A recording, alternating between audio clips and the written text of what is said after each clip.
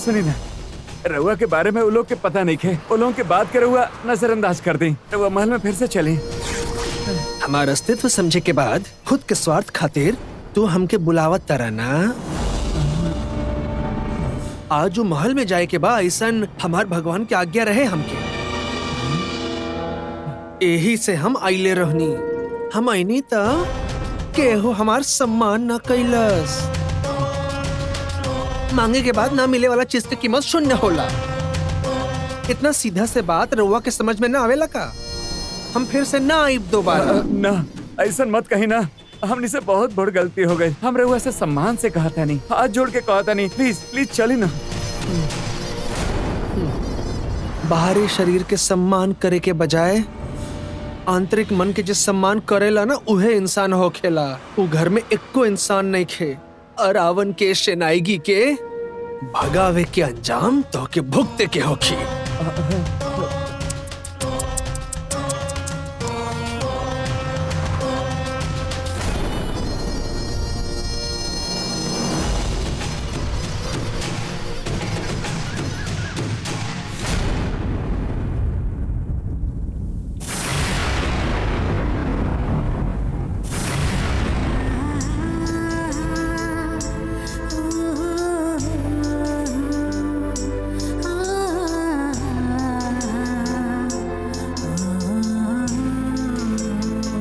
दादाजी, हमके गंगा के पास ले चली ना दादाजी। हम आपके इतना दिनन से देखा तानी। रउआ एक बार भी गंगा से मिले के देखे जेल ना गई नी। ऐसन काहे दादाजी? बताई ना दादाजी। रउआ दोस्त के गंगा मरले बानी ऐसन रउआ के लागता? बताई ना दादाजी, रउआ गंगा पर गुस्सा बानी?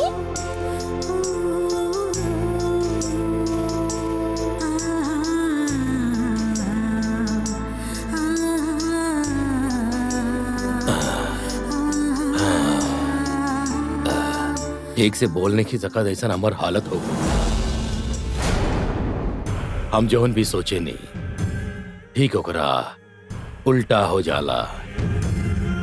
हमरा संस्कार में पड़ल बड़ल गंगा ऐसा ना कर सकेली, ऐसा हमार विश्वास बा।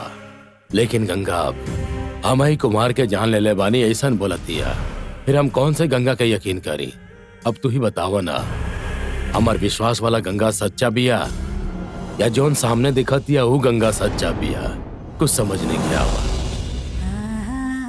घर में सुख हमेशा बनल रहे, एकरा खातिर हम बहुत कुछ कही नहीं। और वही खातिर हम गंगा के और उनसे शादी करवा देनी।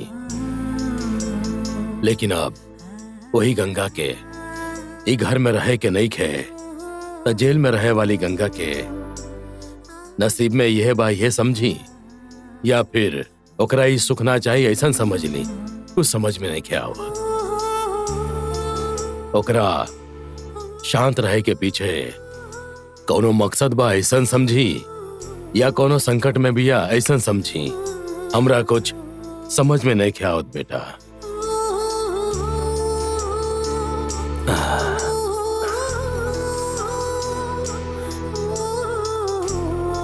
गंगा अब जौन कुछ करती है ओकरा हम त्याग समझी या फिर ओकर जिद समझी?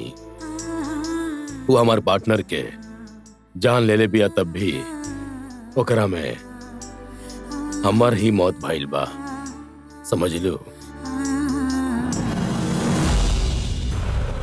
एकरा आगे तू हमरा से कुछ मत पूछिया बेटा। परिवार के सुखी रखे खातिर भगवान से प्रार्थना करके बकरा के बलि देते वक्त वो भी एगो जान बा, एकरा बारे में क्यों सोचेला ही नहीं। भगवान हमेशा हमने के भला करे ये एगो सवाल रहेला। हमहू यही स्वार्थ खातिर बलि देके कबो सुख हासिल करे के कोशिश केले रहले। लेकिन ये सब करत वक्त हम पुण्य भी कैले बानी और अनजान में हमरा हाथे पाप भी भइल बा।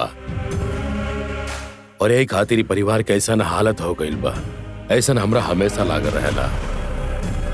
पोता पोती हमेशा दादा के गोद में सुते रहे, लेकिन अपनी हालत के वजह से हम थोड़ा देर तोहरा गोद में अपन सर रख के सुतल चाहता नहीं। हम थोड़ा देर सुतम। हाँ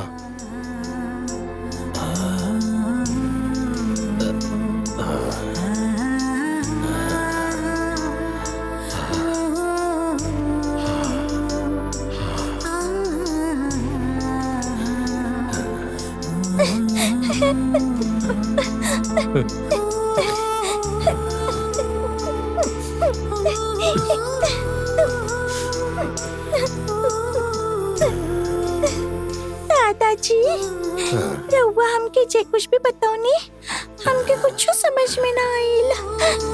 रउआ के ऐसन रोवत हम कब्बो ना देख ले बानी दादाजी। रउआ रोई मत, एकरा आगे हम रउआ से कुछ ना पूछब। रोई मत, सॉरी दादाजी।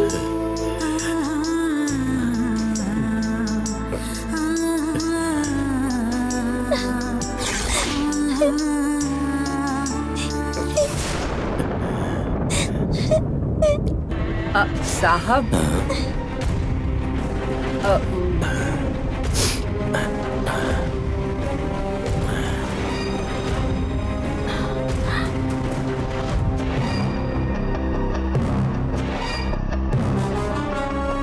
का भाईल तोहार उनसे बात भाईल का उ कब आवे खातिर कहले बने?